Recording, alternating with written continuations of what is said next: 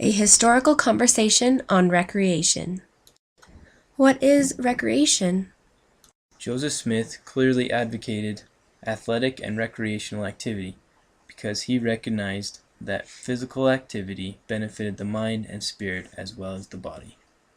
The blessings of food, sleep, and social enjoyment are ordained of God for His glory and our benefit, and it is for us to learn to use them and not abuse them, that His kingdom may advance on the earth and we advance in it. The leisure time of children must be constructively directed to wholesome, positive pursuits. Too much time viewing television can be destructive, and pornography in this medium should not be tolerated. It is estimated that growing children today watch television over 25 hours per week. Communities have a responsibility to assist the family in promoting wholesome entertainment. What a community tolerates will become tomorrow's standard for today's youth. Near the end of his life, one father looked back on how he'd spent his time on earth. An acclaimed, respected author of numerous scholarly works, he said, "I wish I'd written one less book and taken my children fishing more often." Time passes quickly.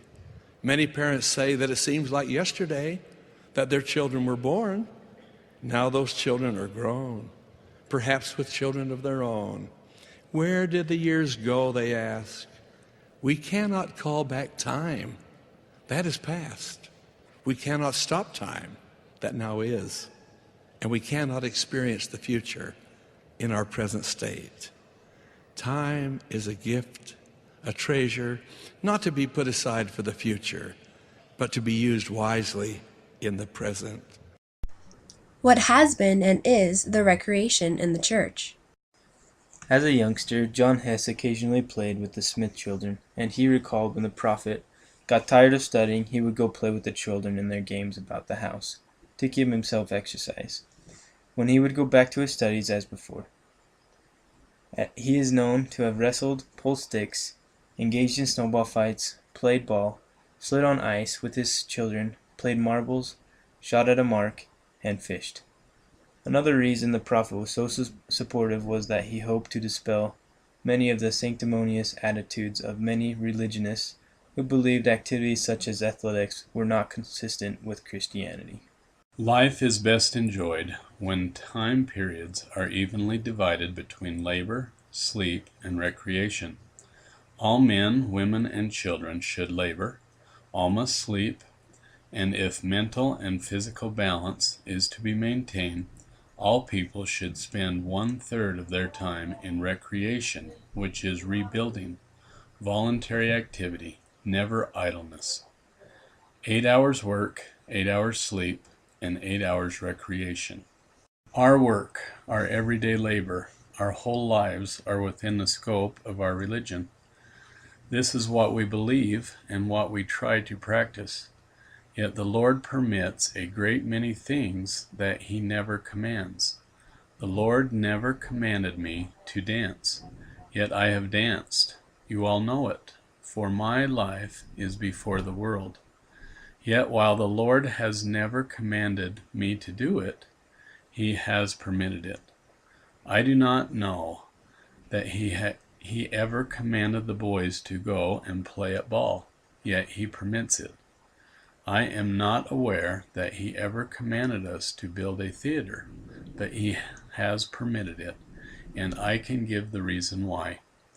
Recreation and diversion are as necessary to our well-being as the more serious pursuits of life. I believe there is a great need, my brethren and sisters, for family recreation and cultural activities together. We should do things together as a family. It may mean a reduction in participation in women's clubs and men's clubs, but if families could only seek their recreation and cultural activities more as a family unit, I am sure that untold benefits and blessings would accrue.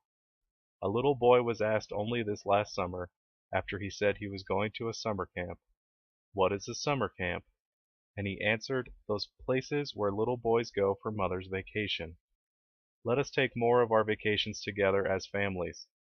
Can we have a weekly evening at home, as has been admonished and counseled for years by the First Presidency of the Church?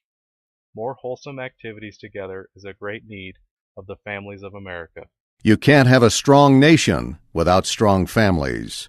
The father, the mother, the children as one unit working together. Now the family is falling apart all over America, all over the world. If we can just cultivate good, wholesome family life among our members, I don't worry very much about the future of this church. Let our house be a house of order, said the Lord. For everything there is a season, and a time for every purpose under heaven, said Ecclesiastes or the preacher. And so it is with you and with me. May we make time for our family, time for our work, time for recreation, time for service, time for study, time for meditation, but definitely time for Christ. What are the outcomes from participation in recreation? The prophet Joseph Smith enjoyed physical activities. Those who knew him recalled him enjoying recreation with children and adults. He used these moments as a diversion from his more serious activities. I want you to sing and dance and forget your troubles. Let's have some music, and all of you dance. More recreation and more devotion in the home will result in greater family solidarity. Successful families do things together: family projects, work, vacations, recreation, and reunions.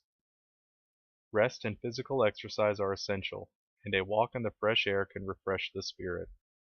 Wholesome recreation is a part of our religion, and a change of pace is necessary, and even its anticipation can lift the spirit. I want to say that as the years pass, you will become increasingly grateful for that which you did in molding the lives of your children in the direction of righteousness and goodness, integrity and faith. That is most likely to happen if you can spend adequate time with them. Successful marriages and families are established and maintained on principles of faith, prayer, repentance, forgiveness, respect, love, compassion, work, and wholesome recreational activities. When I was 14 years old, our troop went to Big Cottonwood Canyon on a scout outing. After setting up camp, our leader said to me, "Monson, you like to fish. I'm giving you 2 fishing flies, a black gnat and a white miller. Now you catch enough fish to feed this troop for the next 3 days, and I'll pick all of you up on Saturday." He departed. I never questioned his charge. I knew if I did my part, I'd catch the fish and feed the troop. And I did. I was a man before I realized it just isn't proper for the scoutmaster to bail out on the boys. But what a learning experience it was for us. As we close this historical conversation, I would like to leave you with a thought by Alma Heaton. Religion tells us that Adam fell that men might be, and men are that they might have joy. In this concept lies the whole purpose of life. It isn't death that we should fear, but never beginning to live.